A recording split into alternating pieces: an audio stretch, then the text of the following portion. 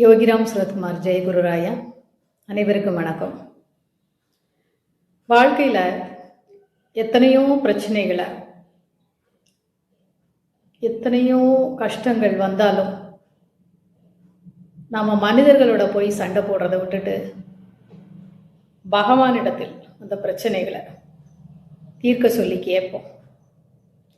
அவருடைய கால்களை கெட்டியாக பிடித்துக்கிட்டு, பகவானே, எனக்கு இந்த பிரச்சனையிலிருந்து எப்படி வெளியே வர்றதுன்னு சொல்லி எனக்கு ஒரு வழியை காண்பீங்க.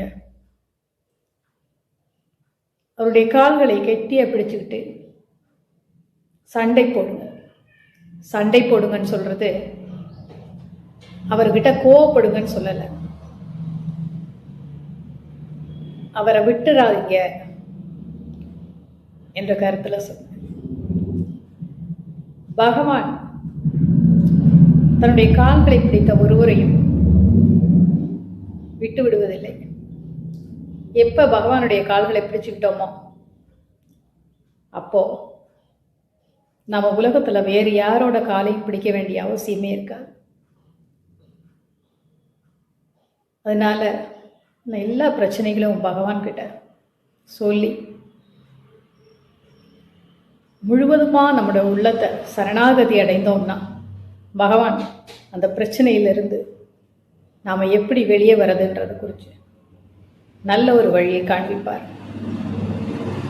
எனவே பிரச்சனையை தீர்ப்பவர் எப்பொழுதுமே பகவான் தான்.